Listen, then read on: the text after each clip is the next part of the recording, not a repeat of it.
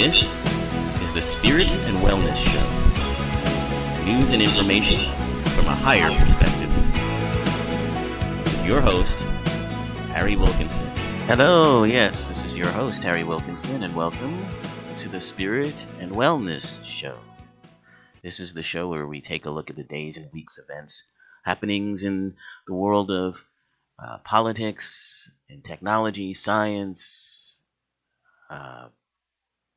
the world in general, and we look at those stories, we look at that information from a higher perspective. And when I talk about a higher perspective, I'm talking about a metaphysical perspective. I'm talking about from the perspective of the highest that we are, the oneness that we are. And from the perspective of how we, from that oneness, from that incredible divine mind of which we are part, how we create the mundane world around us, the situations that we get involved in and work through. These are, for want of a better word, holograms, games, in which we participate as characters, avatars, reflections of the truth of who we are, which is, as I say, divine mind and powerful beyond measure. But in our avatar state, in our game state, if you will, we are confused, we are doubtful sometimes, we are fearful sometimes, we are angry, we are scared, we feel less than. And those are the things that actually make the game interesting. And in playing that game, we rediscover the truth of who and what we really are. That's it in a nutshell. Last week, I read a quote from the comedian Bill Hicks, who passed away, more than 20 years ago now. It's just an amazing rant that he has that really just encapsulates everything. And I hadn't meant to read it the last time we were on the air, but I was so glad that I did, and it was something that was popular. And I did say that I would read it again, and maybe I ought to read it at the beginning of every show. I don't know if I'll do that, but I will read it again this time for this show, and because I think we need it. But this is from, it's called It's Just a Ride. It's actually from his comedy routine. It's sort of how he ended his show. And I think it really was the last, show that he did as a stand-up comedian before he passed away of cancer. But in any case, he says, the world is like a ride at an amusement park. And when you choose to go on it, you think it's real because that's how powerful our minds are. And the ride goes up and down and round, and it has thrills and chills, and it's very brightly colored, and it's very loud, and it's fun for a while. Some people have been on the ride for a long time, and they begin to question, is this real? Or is this just a ride? And other people have remembered, and they come back to us, and they say, hey, don't worry, don't be afraid, ever, because this is just a ride. And we kill those people. Shut him up. We have a lot invested in this ride. Shut him up. Look at my furrows of worry. Look at my big bank account and my family. This has to be real. It's just a ride. But we always kill those good guys who try and tell us that. Ever notice? And we let the demons run amok. But it doesn't matter because it's just a ride. And we can change it anytime we want. It's only a choice. No effort, no worry, no job, no savings and money. Just a choice right now between fear and love. The eyes of fear want you to put bigger locks on your door, buy bigger guns, close yourself off. And the eyes of love instead see all of us as one. And that's kind of it in a nutshell. And I think it has some resonance in what we're going to talk about today.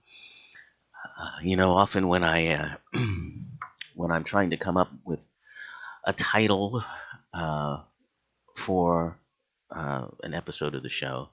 Sometimes I really have to struggle to find one, depending on what it is that I feel motivated to talk about. And that's always what it is. It does depend on, a lot of the stories that are in the news cycle, but more than that, it's what seems to be resonating through those stories.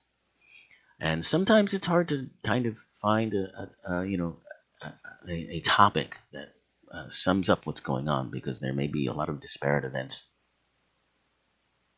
And so you try to pick one, or you may even have trouble even finding one. But this week, and we've been away for a couple of weeks, and so much has happened. This week was a rare time when there just were too many possible titles for this particular program, the things that need to be talked about, because the issues are rather complex and very storied, and way too much to talk about in half an hour or 40 minutes or whatever I've got here.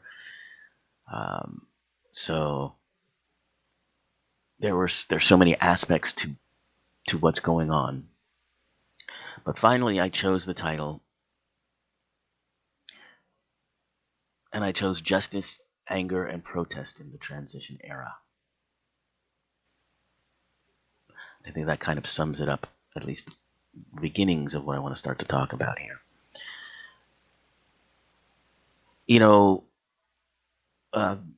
And for those of you who are new to the show and don't know what I mean when I mention the transition era, that's this era we're living in now, where we are going through rapid changes on every level of our society, of our world, but most importantly, we're going through changes in consciousness. Our consciousness is expanding. Let's put it that way. And it's happening across the board. Even to those people who it would seem like they don't have much consciousness at all. Even that is changing. But in this transition era, and I've talked about the sort of the astrological underpinnings of this and the symbology of that. And I won't go into that right now. I'll get back to it again another time. But suffice it to say, the energies that we are experiencing are two energies that are at this point in time not working together, but they're working together in their own way. But instead of working in tandem, they are working back and forth, pushing back and forth. One is the spirit of change, revolution, freedom, independence, exploration, evolution. And that astrologically, as I said, I won't get into it in detail, but astrologically that's symbolized by the planet Uranus. And if you want to think about a astrological sign, that sign is Aquarius. And the other energy is the energy of Pluto. Pluto is the energy of control, of destruction in some ways, domination, fear. Ultimately, it is an energy of transformation, but it's a transformation that is very demanding. It's a transformation that has destruction as part of its energy. In other words, you can't create something new without ridding yourself of that which is old and no longer serves you. So Pluto energy and Scorpio is the zodiac sign for that. Has much to do with death and rebirth.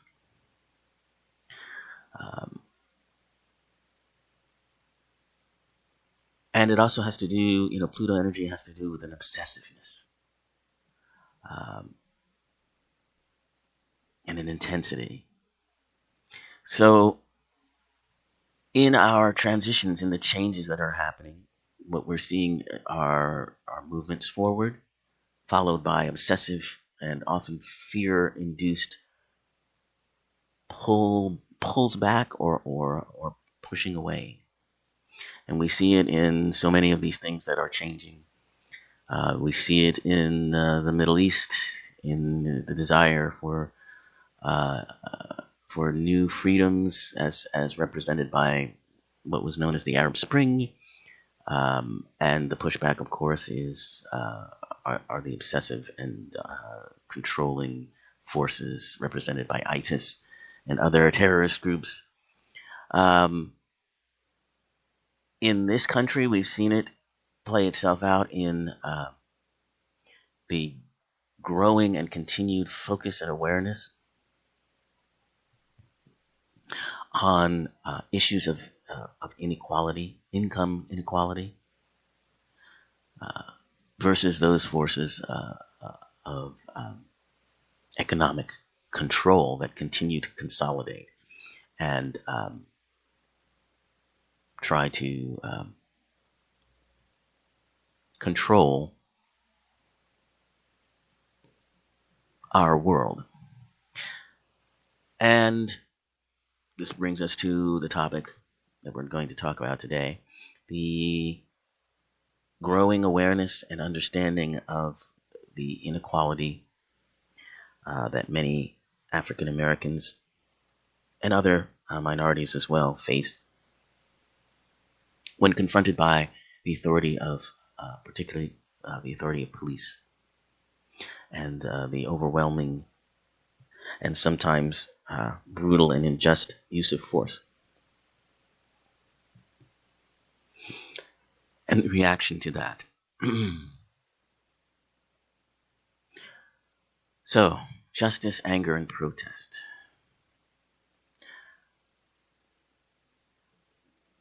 This awareness really came into focus over the past 2 weeks.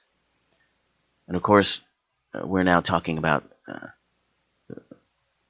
the events that happened in Dallas with the killing of 5 police officers by an aggrieved young black man who got carried away with his anger and got involved in groups that take that anger and turn it into hate. And we'll talk about that. But it's first I think it's important to talk about what sort of led up to this and why this young man would be so aggrieved and how you can totally understand and empathize, if not agree with or condone what this young man did. So, 2 incidents that happened. And I hope I'm getting this in the right order. There's been so much, and it's hard to keep the chronology in line. But I believe the first one had to do with Alton Sterling. This is a young man. Well, not so much a young man, but a man who lived in, this happened in Baton Rouge, Louisiana. He was selling CDs outside of a convenience market in Baton Rouge. Now, I don't know what the legalities of selling CDs is, whether those CDs were stolen. I don't know anything about that. But basically, here's what happened. there was a homeless man outside of this convenience store. And he approached Sterling, who was selling these CDs, and he asked him for money. Apparently, Sterling didn't want to give him any money. But the man was very persistent. And Sterling happened to have a gun. And he showed him the gun.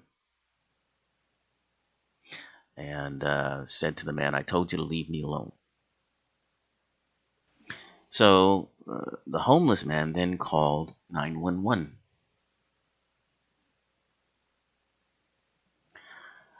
To report that this man outside of the convenience market had pointed a gun at him. That was basically what he reported. And so this brought police officers out.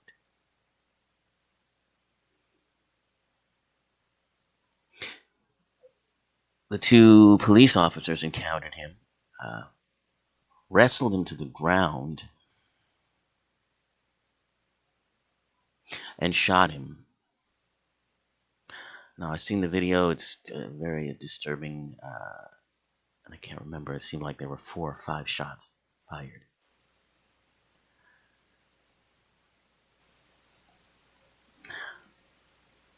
And there's video of this, as I said.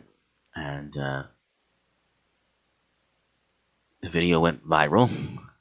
And it basically shows, to everyone that this man was killed for apparently no reason. They had him on the ground. They had him under control. He didn't appear to have a weapon. It's hard to tell, and of course there will be an investigation about it. But as we know of these stories, and so many of them have happened, these things will get investigated, and usually the police officers involved will be acquitted. It's what happened in Baltimore, not too far away from where I am now, with the Freddie Gray case. The officers are going to walk. Even though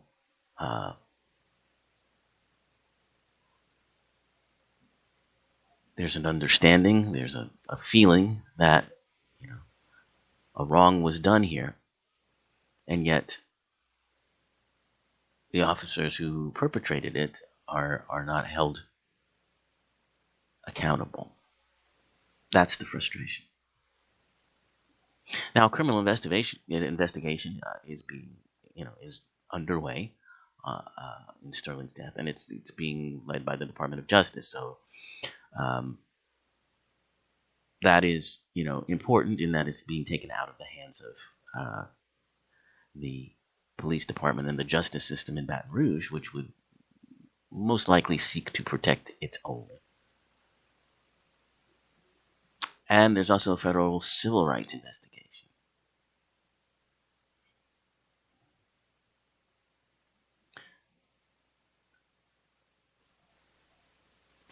So, again, there have been reports that Sterling was brandishing a gun. Now, what does that mean? One doesn't know. The officers responded to the 911 call, but it appears that the gun was pulled from Sterling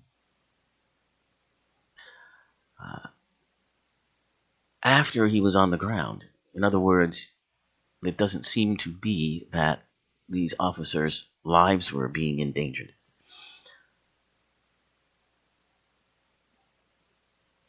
The owner of the mart, the convenience mart, somebody by the name of Abdullah Muflahi, said that he wasn't aware of anything that happened on Tuesday that would have spurred, and happened on a Tuesday apparently, that would have spurred a 911 call. And it appears to be that it just was this homeless man who didn't get any money and was upset about it. The body cameras that the police were supposed to be wearing had been dislodged. So, and the officers say that they fell off. A lot of people don't believe that, and I'm sure that you can understand why some might be skeptical. So they're reviewing that. In the meantime, another terrible event happened. And this happened in Minnesota to a gentleman by the name of Philando Castile and his fiancée, who had been pulled over apparently for a broken taillight.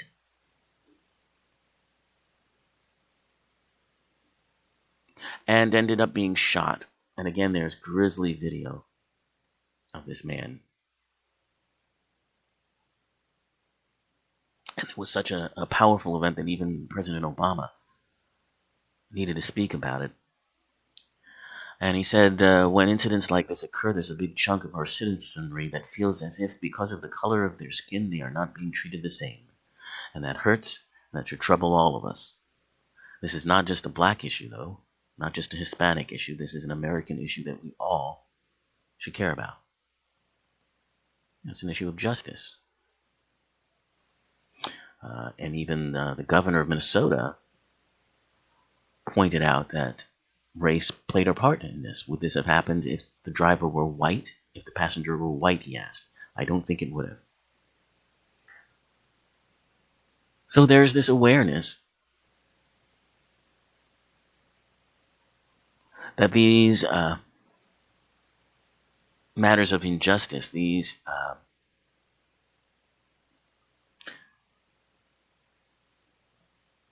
overreaching acts by authority figures against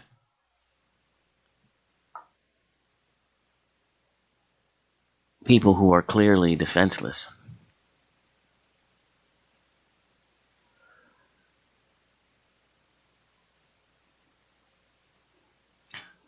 are quite upsetting, certainly to African Americans, but as President Obama says, they should be upsetting to everyone. And that, of course, led to what happened in Dallas. This young man was an Army reservist.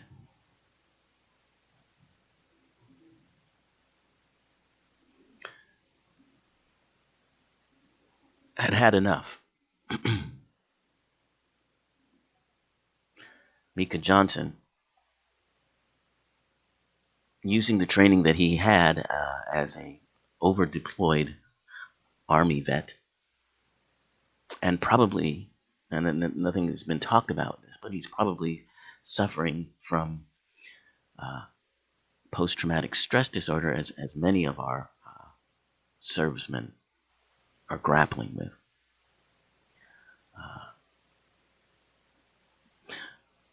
In an apparent rage over the deaths of these people and all of the incidents that have been happening.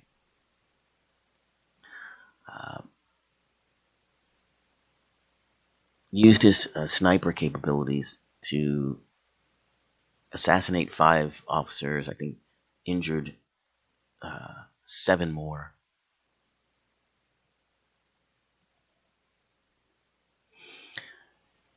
Now, he had been exploring some of these black nationalist groups, some of these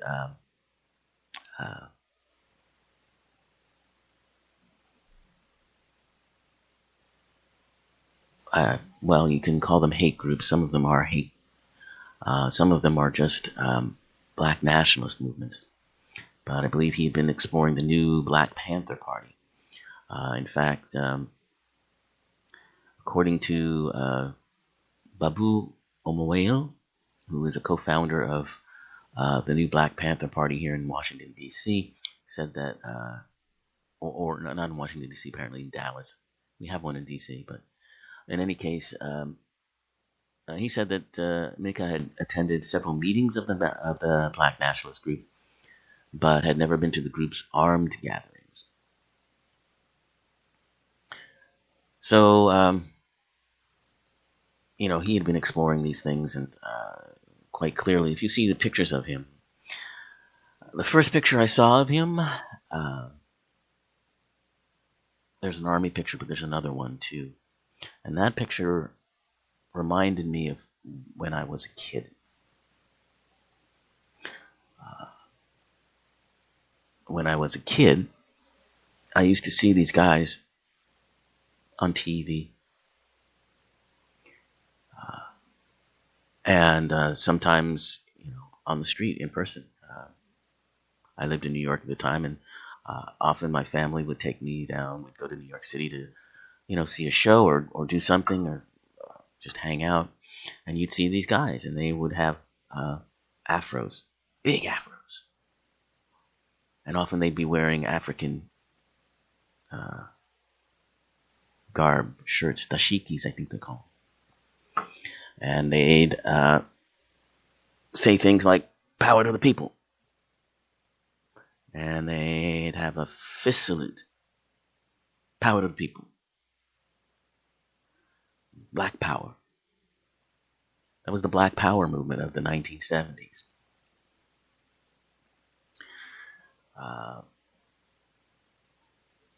And it's a movement that kind of faded into the background towards the end of the 70s and all but forgotten into the 80s. And there has been a resurgence, not of just of these groups, but of hate groups in general. We'll talk about that. But what I wanted to say about what's going on in the context of this being the transition era and social change being on the move,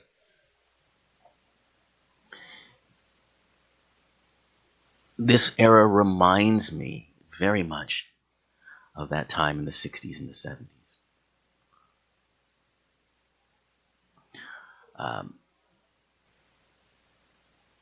There is one big difference,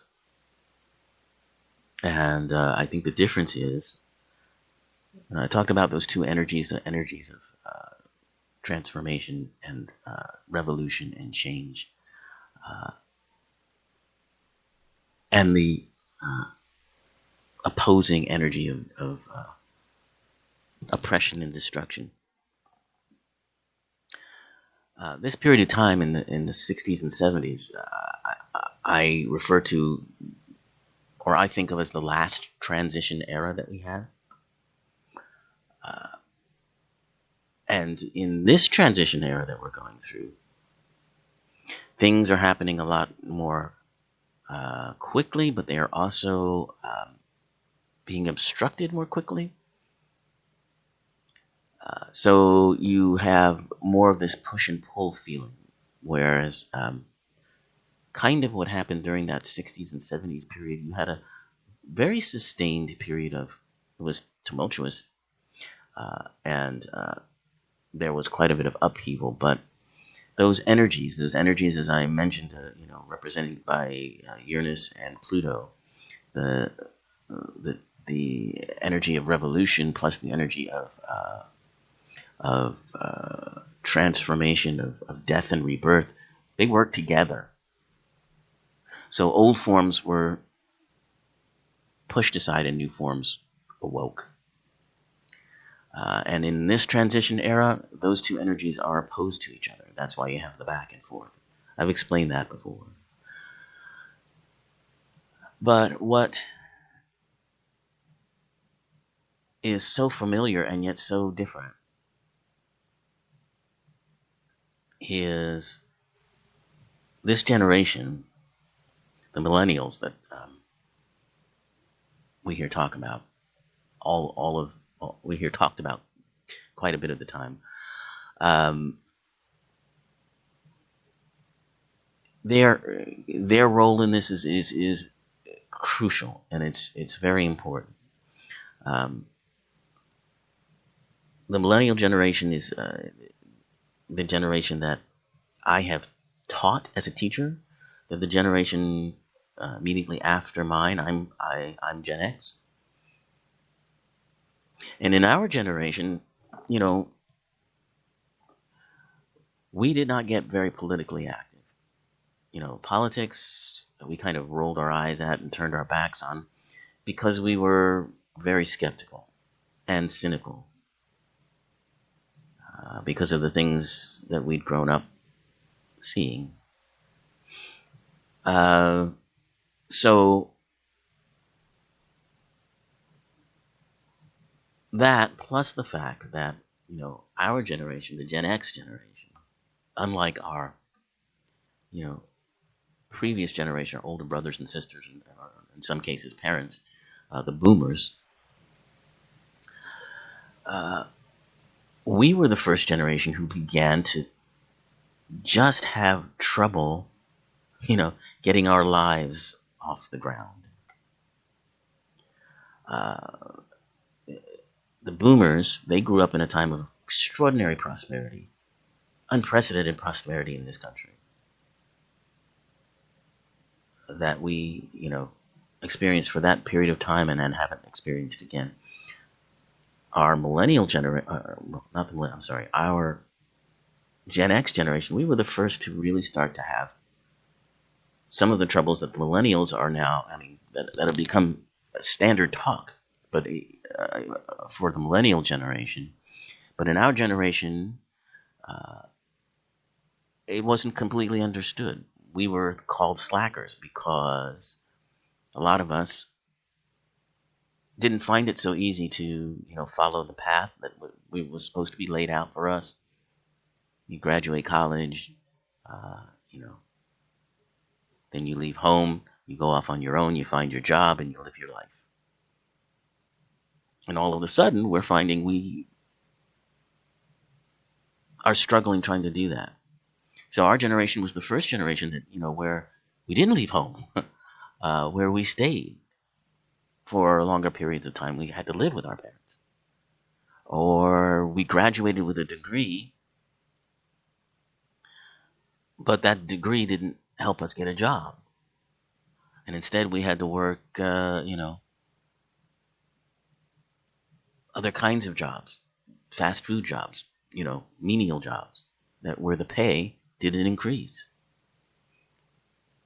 We were the first to deal with stagnant wages. You know, the boomer generation had wages that they continued to see go up. Our generation did not. So much of our attention was focused on trying to survive. And so politics didn't fit into it. So now the millennial generation is faced with much the same thing that we have, but they, thanks to technology and thanks to also to programs that reach to their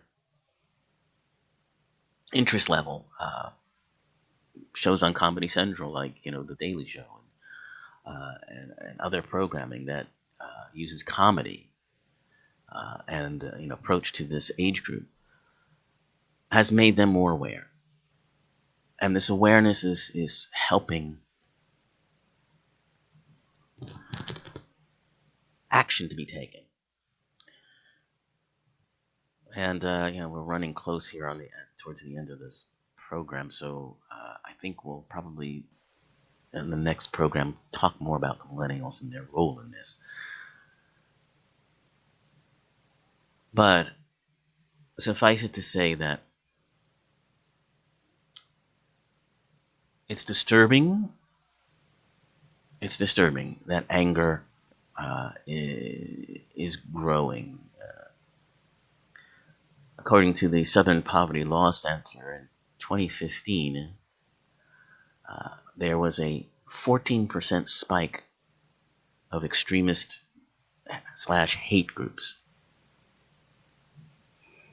And of course, we're seeing the anger, you know, that's represented by people like Donald Trump and so forth. But this is very, I mean, there are a lot of echoes to 1968, which was an era of unmatched political turmoil. But in any case, here's the statistics that they have broken down in this graph.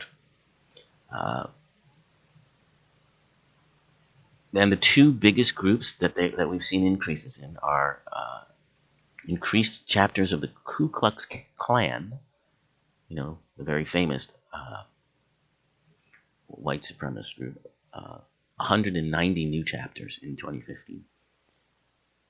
Interestingly, right alongside with 180 new chapters are these black separatist groups, like the Black Panthers.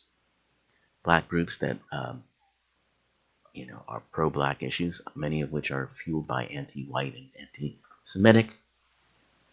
Interestingly enough, both black separatist groups and Ku Klux Klanners are not fond of the Jewish race.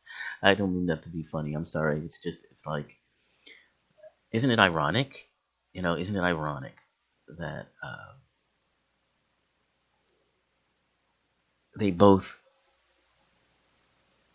hate the same group and yet hate each other as well? It's very interesting. So I would list all kinds of groups: anti-immigrant groups, and 12 more chapters of those; anti-LGBT, 48; anti-Muslim, 34. But this far outstrips anything, anti-Muslim, which you would, we hear so much about that. You'd think it would, but no. There's a few more Holocaust denial groups, 10 Christian identity groups. I'm not sure what those are, but and then just okay, this is a category that I just don't understand. There's 53 more of them, but just general hate groups, just hate in general. I just hate everything. I'm sorry, again, I don't mean to laugh, but it just kind of seems absurd to me after a while. Like, just general overall hate. Oh. But, okay, in the next show, we're going to talk a lot more about this anger, this rising anger, and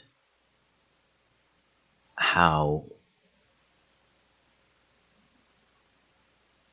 it is. Well, let me leave you with this, because this is what I want. This is what I wanted to say.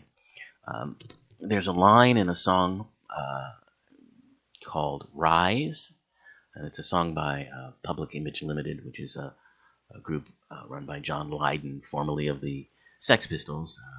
You may remember him as Johnny Rotten, his former punk stage name. But there's a line in that song that says, "Anger is an energy," and that's exactly what anger is. It's an energy, and it's an energy that is very important. It's an important energy. And it's an energy that a lot of people don't know what to do with. And it's an energy that, much like the energy of sexual energy, and both of which I think come from the same wellspring, which is passion. But anger as an energy focuses us on things that we want to change.